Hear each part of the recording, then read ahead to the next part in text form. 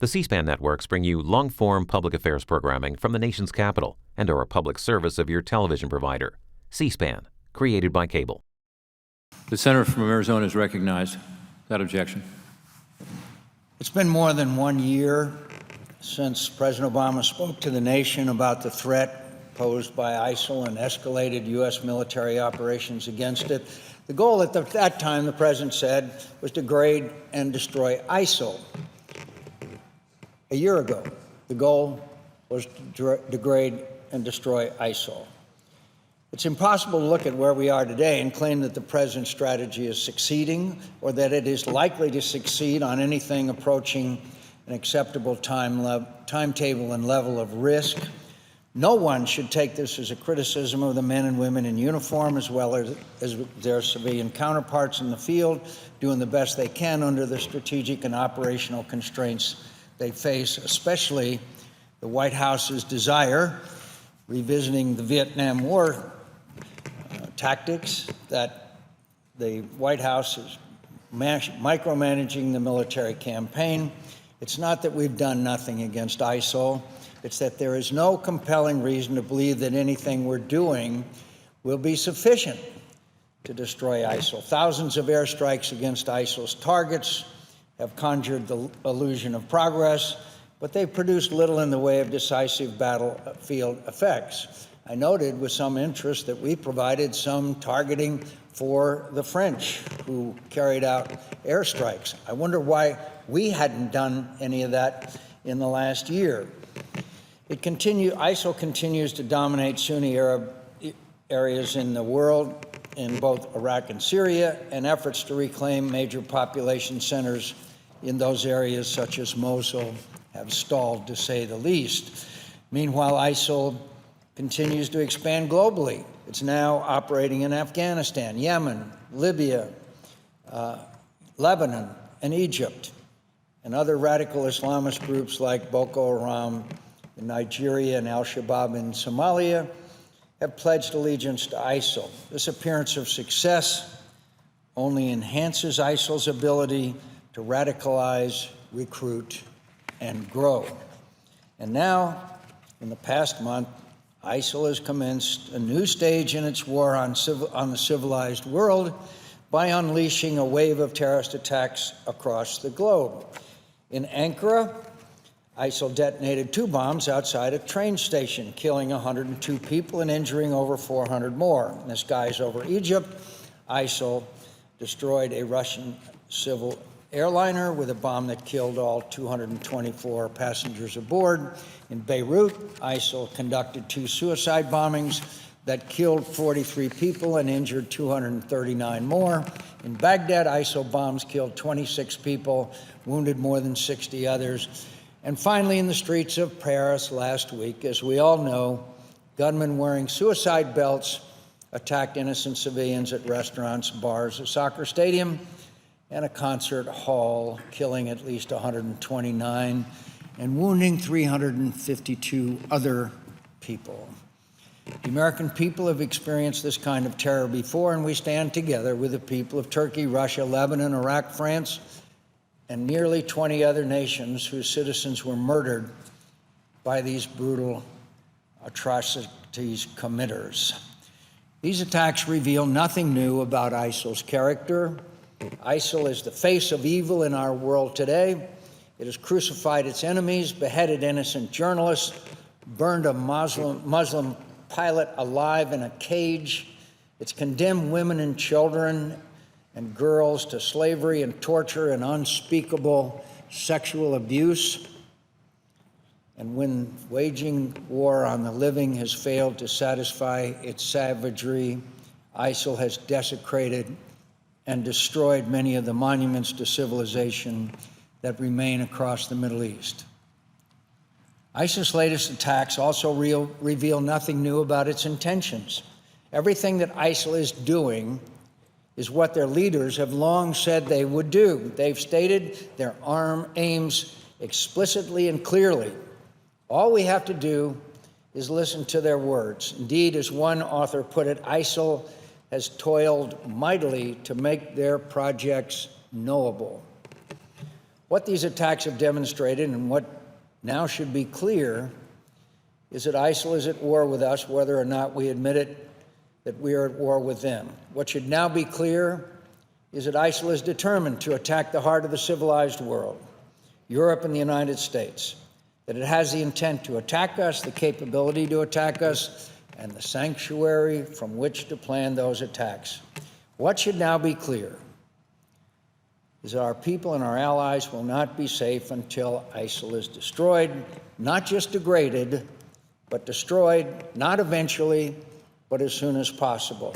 Unfortunately, almost tragically, this President Obama, remains as ideologically committed as ever to staying the course he is on and impervious to new information that would suggest otherwise, as he made quite clear during his incredible press conference yesterday in Turkey. According to the President of the United States, anyone who disagrees with him is, quote, popping off. Popping off.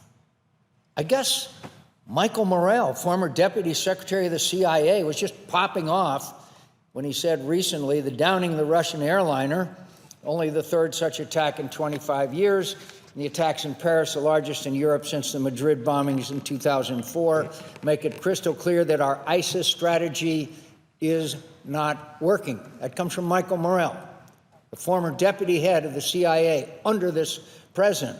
I guess Senator Dianne Feinstein, vice chair of the Senate Intelligence Committee, was just popping off when she said that ISIL is not contained, ISIL is expanding, and that we need new military strategy and tactics. I guess General Jack Keane, one of my heroes, architect of the successful surge strategy in Iraq, was just popping off when he said, quote, "We are in fact losing this war.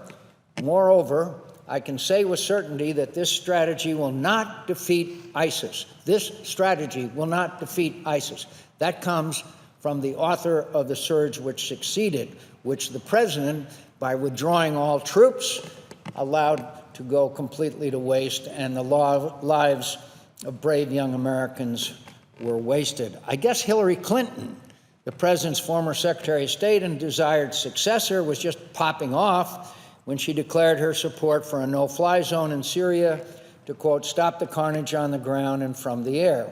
I guess General David Petraeus was just popping off when he testified to the Armed Services Committee that the president's strategy has failed to create the military conditions to end the conflict in Syria, and that ISIL will not be defeated until we do so. And I guess James Jeffrey, a career foreign officer and the president's ambassador to Iraq, was just popping off when he wrote in the Washington Post today that the president needs to send thousands of ground troops to destroy ISIL. What all of these national security leaders recognize is the reality that is staring us right in the face. It is the president who is once again failing to grasp it. He fails to understand even now that wars don't end just because he says they are over, that our terrorist enemies are not defeated just because he says they are, and the threat posed by ISIL is not contained because he desires it to be so, and that maybe, just maybe, the growing group of his bipartisan critics might just be right. And why won't he listen to them? Why won't he listen to these people of experience and knowledge and background? Who does he listen to? Who does the president listen to? It couldn't be anybody knowledgeable and make the comments that he made at that press conference. The president has had to go back on everything he said he would not do to combat the threats now emanating from Syria and Iraq. He said he would not arm moderate Syrian rebels because that would militarize the conflict. He was wrong. He said he would not intervene militarily in Iraq or Syria. He was wrong. He said he would not put boots on the ground in Syria. He was wrong. Now he says that his strategy is working, that all it needs is time, and that no further changes are required despite ISIL's campaign of terror. Now, I get this straight. after the bombing in Paris, after the Russian airliner, after the other acts of terror, quote, he needs time. He needs time, and that no further changes are required. Does anybody believe him anymore? What the president has failed to understand for nearly 5 years is that unless and until he leads an international effort to end the conflict in Syria and Iraq, the cost of this conflict will continue to mount. Those consequences have grown steadily, from mass atrocities and hundreds of thousands dead in Syria, to the repeated use of weapons of mass destruction, to the rise of the world's largest terrorist army and its rampage across Syria and Iraq, to destabilizing refugee flows that have shaken the stability of Syria's neighbors and now are potentially changing the character of European society. Now we see the latest manifestation of this threat, global terrorist attacks directed and inspired by ISIL that has killed hundreds across the world. The Paris attacks, obviously, should be a wake-up call for all Americans, most of all for the president. If we stay the course, if we don't change our strategy now, we will be attacked. I don't know where, when, or how, but it will happen. Do we need to wait for more innocent people to die before we address the reality that is right before us? ISIL has said it intends to attack Washington, D.C. Do we not take them at their word? Do we think they're not capable of it? Do we think time is on our side? It's not. Time is not on our side. The lesson of the September 11th attack was that mass murders cannot be permitted safe havens, from which to plot our destruction. Do we really have to pay that price again through the blood of our citizens? For nearly 5 years, we have been told that there's no military solution to the conflict in Syria and Iraq, as if anyone believes there is. In fact, one of the things that's most frustrating about the president's rhetoric is that he sets up straw men. He says we either should do nothing, or the Republicans or critics, now Democrats as well, want to send in hundreds of thousands or 100,000. We do not. We do not. We believe, and I am convinced, that we can send in a force composed of Sunni Arabs, of Egyptians, of Turks and Americans, about 10,000, establish the no-fly zone, allow the refugees a sanctuary, and make sure that no barrel bombing will be allowed in those areas. And we can succeed. ISIS is not invincible. The United States of America and our allies are far stronger. We are the strongest nation on earth. And to say that we can't defeat ISIL is a matter of will, not a matter of whether it's capability or not. So I say to my colleagues and the American people, we can defeat ISIS and we can wipe them off the face of the earth, but we've got to have a strategy. And this president has never had a strategy. For nearly 5 years, we've been told there's no military solution. There are no good options, that our influence is limited. If that's not always the case, that we won't succeed overnight, as if our problem is one of time, not policy, and that we can't solve every problem in the Middle East, as if that absolves us of our responsibility to make the situation better where we can. This isn't a question of our capacity, our capabilities, or our options. We've always had options to address this growing threat, but the longer we wait, the more difficult and risk of cost going is there. 4 years ago, when Lindsey Graham and I came to this floor and said, we need to have a no-fly zone, we need to arm and train the Free Syrian Army, we need, once Bashar Assad crossed the red line, we could have done it then, and it would have been one heck of a lot easier. But this president didn't want to do it, and we are faced with a more complex. Tens of thousands, a couple of 100,000 Syrians dead, millions refugees later, and the President of the United States still won't act, still believes, as he stated in his press conference yesterday, that somehow everything is going fine. What delusion. After the attack on France, Article 5 of NATO's founding treaty should be invoked, which states that an attack on one is an attack on all. That's what we did after 9/11. The United States should work with our NATO allies and our Arab partners to assemble a coalition that will take the fight to ISIL from the air and on the ground. My friends, air attacks only will not succeed. It will not succeed. I'm sorry to tell you, I apologize ahead of time. We need boots on the ground. Not 100,000, but about 10,000 with the capabilities that are unique to American servicemen and women, and we can defeat ISIL. We have to step up the air campaign by easing overly restrictive rules of engagement. At the same time, we've got to recognize that ISIL will only be defeated by ground combat forces, as I said. Those don't exist today. We must recognize that our direct efforts to support our partners on the ground, Iraqi security forces, moderate Syrian opposition force, the Kurdish Peshmerga and Sunni tribal forces are insufficient to outpace the growing threat we face. The United States must therefore work to assemble, as I mentioned, a coalition and ground force, a commitment on the order of 10,000 U.S. troops. In Syria, we must hasten the end of the civil war. We must accept that Russia and Iran are not interested in a negotiated solution that favors U.S. interests. Russia and Iran have entirely different goals than the United States of America in Syria. Russia wants to keep Bashar Assad or his stooge in power. They want to keep their major influence in the region, and they want to protect their base there.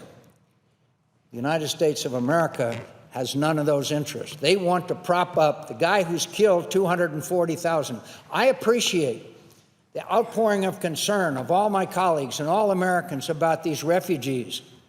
The refugees are the result of a failure of presidential and American leadership. They're not the cause of it. The cause of these hundreds of thousands or millions of refugees is because our policy failed. Bashar Assad slaughtered them with barrel bombs, and we are now faced with the threat, in some respects, of a possibility of one or more of these refugees having gone through Greece and now are, or could possibly, as the director of the CIA said yesterday, possibly ongoing operations to try to orchestrate attacks on America. It's often said that America doesn't go abroad in search of monsters to destroy. But that doesn't mean there are no monsters in the world that seek to destroy us. The longer we wait to accept this reality, the greater the cost we will pay. You know, one of my great heroes and role models, as is the case with many of our colleagues, is Winston Churchill. And I never would compare myself with Winston Churchill in any possible way. Except sometimes I do have some empathy with Winston Churchill, who during the 1930s came to the floor of the Parliament and made comments and speeches that were very, very moving, but no one paid any attention to him. In fact, he was ridiculed. In fact, Lindsey Graham and I have been ridiculed from time to time because of our assessment of the situation and what needed to be done. So Winston Churchill once said, and I quote, after the crisis had been resolved to some degree and the people of Britain and the world had awakened, quote, and there is a parallel between the situation 4 years ago and what Winston Churchill had to say, and I quote, when the situation was manageable, it was neglected. And now that it is thoroughly out of hand, we apply too late the remedies which then might have effected a cure. There is nothing new in the story. It's as old as the Sibylline books. It falls into that long, dismal catalog of the fruitlessness of experience and the confirmed unteachability of mankind. Want of foresight, unwillingness to act when action would be simple and effective, lack of clear thinking, confusion of counsel until the emergency becomes, until self-preservation strikes its jarring gong. These are the features which constitute the endless repetition of history. I say to my colleagues, we are observing the endless repetition of history. What once upon a time was a manageable situation where the President of the United States said, it's not a matter of when Bashar Assad leaves, it's a matter of when. When the Chairman of the Joint Chiefs of Staff and then Secretary of Defense testified before our committee, it's inevitable that Bashar Assad will go. When the President of the United States continuously said time after time, we have a strategy, it's not anything to worry about, we get out of Iraq, we draw red lines in Syria and don't do it, don't take any action after that red line is crossed. When his national security team, composed of Secretary of State Clinton, Secretary of Defense Panetta, and then Director of the CIA, David Petraeus, all recommended training and arming the Free Syrian Army, he rejected it. So now we find ourselves with 240 million dead in Syria, more children in school, Syrian children in school in Lebanon than Lebanese children. Jordan, the very fabric of one of our best friends, threatened and unstable because of the huge number of refugees. We find a very unstable Middle East, and we find ISIS spread now. Libya, Lebanon, Yemen, and other nations. ISIS has now established a foothold in Afghanistan, and the Iranians are doing the same. So it's not too late. It's not too late. We have to take up arms. We have to tell the American people what's at stake here. We have to inform the American people that what happened in Paris can happen here. Mr. Baghdadi, who was once in our prison camp, Camp Bucca, for 4 years in Iraq, and said, I'll see you in New York, when he left, he was not kidding. And there is no doubt that what ISIS has just proved is that, contrary to what this president believed, contrary even what our intelligence told us, they have a reach.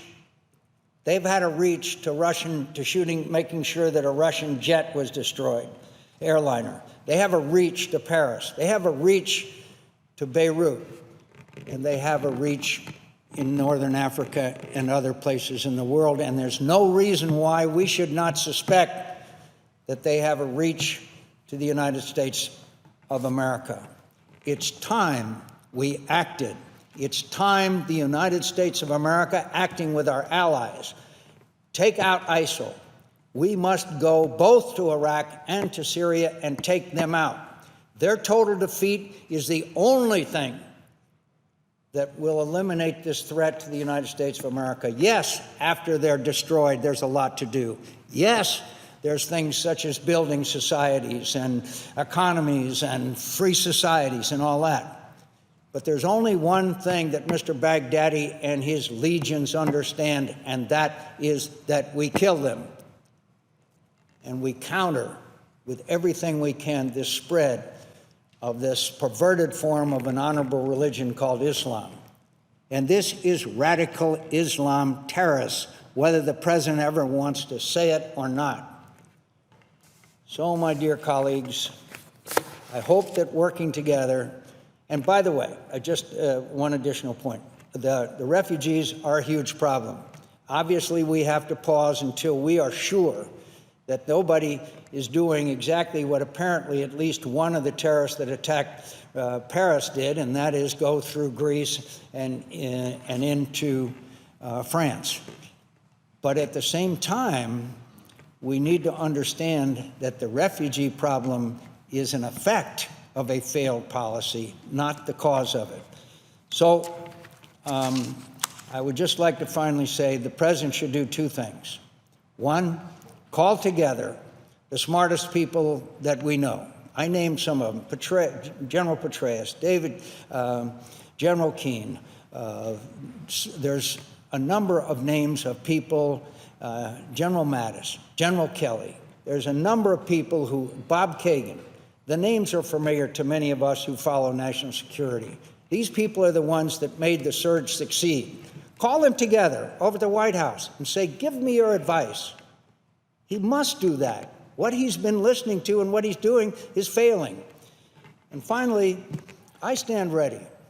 And I know that my friend Lindsey Graham, who is my partner and who knows more about these issues than any other member of this body, and certainly anybody who's running for president of the United States, we'll go over.